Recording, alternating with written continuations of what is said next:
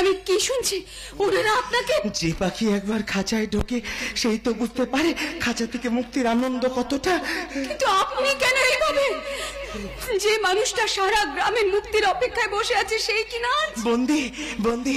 জানেন জানেন তাতে তাতে তাতে আমার কোনো দুঃখ নেই। এক বুক ভরা আশা নিয়ে আমি আমার এই বন্দি জীবনটাকেই বেছে নিয়েছি। আমায় বলবেন কি সেই আশা? বলুন না, আমি শুনতে চাই। আপনি শুনবেন? হ্যাঁ বললাম তো, আপনি বলুন, আমি শুনব। জানেন, এই প্রথম না কেউ আমার কথা শুনতে চাইল। আসলে আসলে আমি পাগল।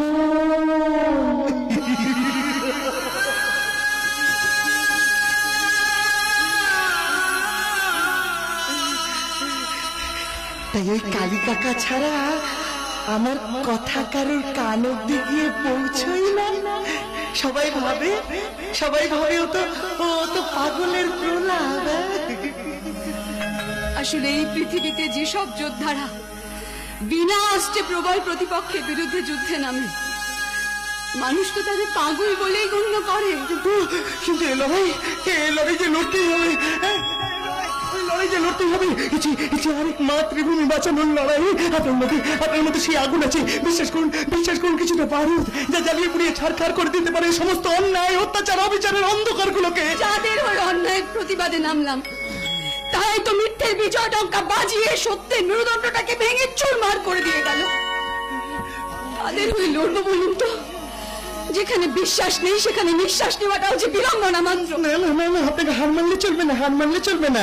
আপনাকে বুঝতে হবে, যে পাথর ছেনির আঘাত সহ্য করতে পারে সেই তো মূর্তি হয়। কিন্তু আমি যে খাঁচায় বসে দেখতে চাই সমগ্র পাখিরা খাঁচা থেকে মুক্ত হয়ে আপন আনন্দে খুঁজে নিয়েছে তাদের মুক্তির স্বাদ, তাদের আপন সত্য সুখের পারবেন না আমার এই স্বপ্নটাকে সত্যি করে তুলতে। বলুন না পারবেন? আমি কথা দিচ্ছি শেষ চেষ্টা আমি করবই। কিন্তু আপনাকেও আমার একটা কথা রাখতে হবে। গুরুন আমার দিকে বলুন, ডাকবেন আমার কথা। রাজাকে তার শিকল ভেঙে বেরোতে হবে, প্রতিষ্ঠা করতে হবে তার সুশাসন। এই গায়ে প্রজারা বহুদিন ধরে তাদের আসল রাজার আগমনের অপেক্ষায়। আপনার মতন একজন দক্ষ প্রশাসকের হাত তাদের যে বড্ড প্রয়োজন সূর্যবাবু। কিন্তু আমি যে এক বিকলাঙ্গ রাজা, যার মাথায় কাটায় জর্জরিত মুকুট আর পায়ে শিকল বাঁধা, সত্য সুখের রাজ্য করার স্বপ্ন দেখা ছাড়া আমার যে আর কোনো পথই বেঁচে নেই। আমি যে আমার জীবনের নিঃসঙ্গ সম্রাট, নিঃসঙ্গ সম্রাট। সূর্যবাবু চিরদিন আধারে কেটে গেল জীবন, কিন্তু প্রদীপ হাতে কাজে আসি। চিরদিন আধারে কেটে গেল জীবন, কিন্তু প্রদীপ হাতে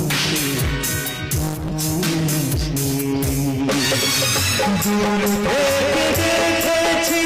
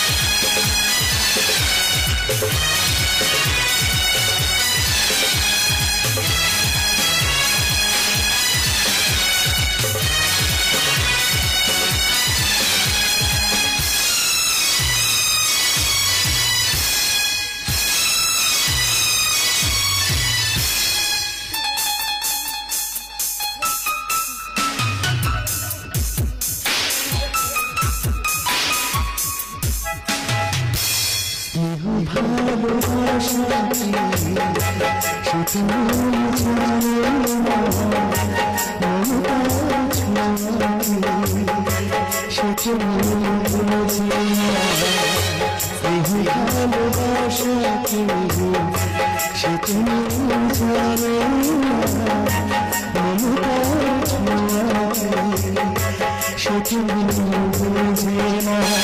আরে যদি কখনো কিছু বুঝে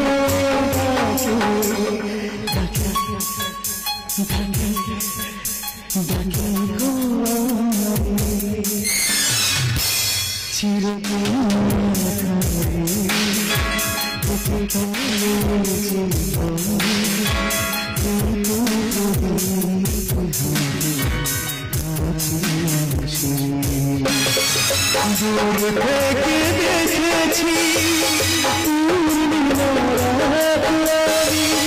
কখনো আমার ঘরে